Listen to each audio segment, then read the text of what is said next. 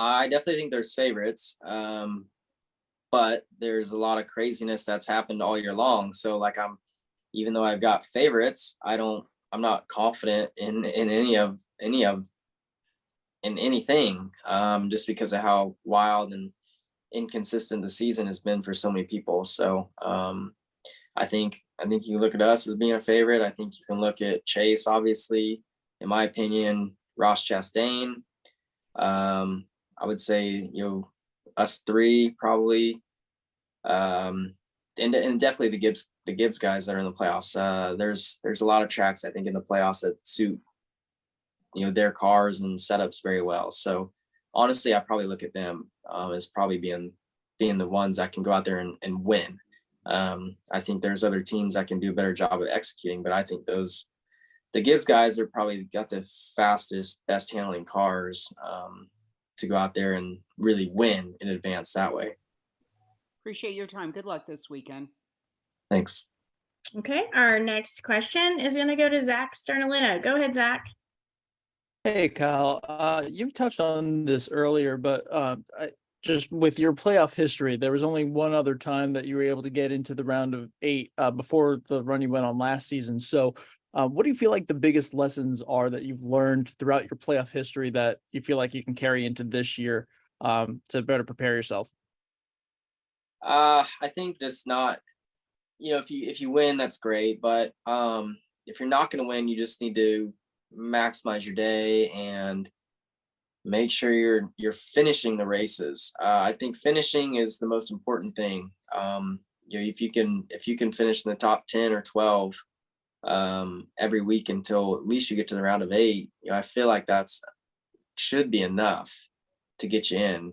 As long as you're getting stage points too. Stage points are really important as well. But if you get one finish outside the top 20, I feel like then you've got reason to stress. So just not taking yourself out of it has been the biggest thing that I've learned over my career of being in the playoffs. I think when you're young, you think that, okay, now it's the final 10 weeks. I need to go out there and win every week or win at least once around. And that's not necessarily the case. So I think as long as you can just be consistent and finish, you let the other guys make the mistakes.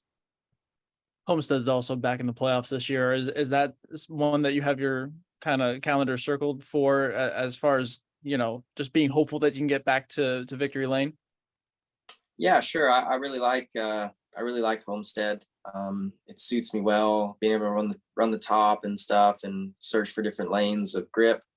I do feel like though with the next gen car, it seems to be a lot easier to run next to the wall, inches off the wall. So I think, I'm a little bit worried that the whole field will be running up there and it will be really hard to pass, but we'll see. It's going to be great no matter what. I mean, Homestead's awesome all the time. I'm just saying, I think compared to other Homestead races, maybe it won't be as exciting and as good of racing just because it could be harder to pass, but just got to wait and see till we get, once we get there. But I love Homestead, and no matter what package that we ran there, I always seem to love it and run good. So I don't see a reason why we shouldn't be able to go there and contend for a win. Thanks and good luck. Thank you.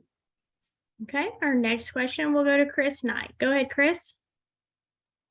Hey, Kyle, thanks for your time today. I was just curious if there was any nervousness going into the playoffs with potential mechanical failures, given that you guys did have 3 uncharacteristic engine failures during the regular season.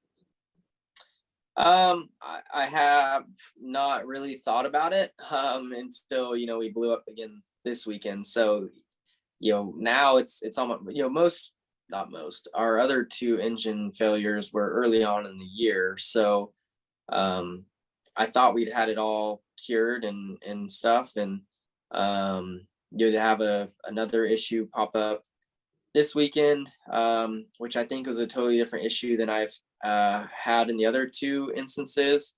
Yes, I mean it's on your mind, but that's not also something that you should worry about while you're on the track. So there's nothing I can do from my position to limit things from happening under the hood, but I'm confident that Hendrick Motorsports and the engine shop there is the best in the business, and they're going to continue to learn why stuff has happened and you make it better for the future. So yeah, I'm not, my confidence in them has not gone down at all. I'm still confident that we're going to have great power and great reliability.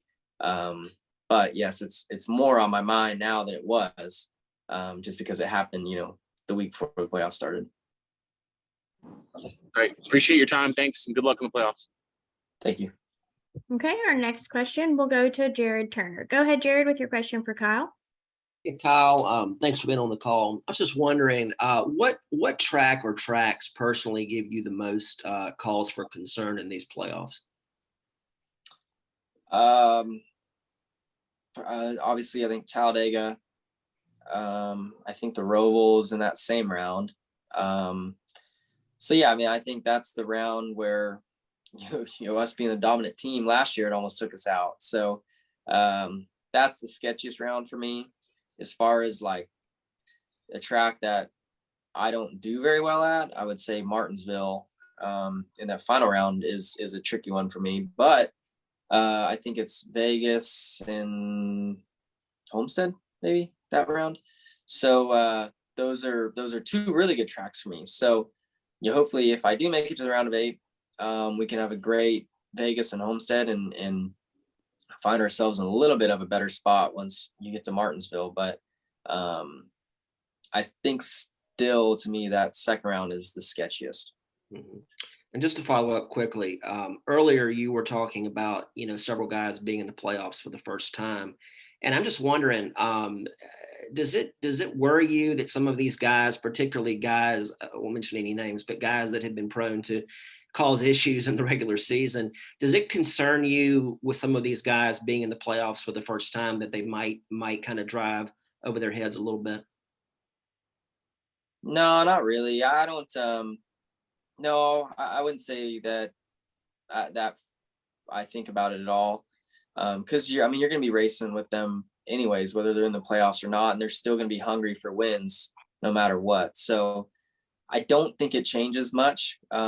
Maybe if they're in a must-win situation to advance in the next round, that's when you get a little bit more nervous. But that's going to be, your awareness is going to be high for anybody in a must-win situation. So honestly, to me, it doesn't change my mindset at all. I'd be curious to hear what other drivers have to say. I don't think it would change their opinions either. But yeah, so I guess, yeah, I don't know. That's my answer, and I don't really think too much into it.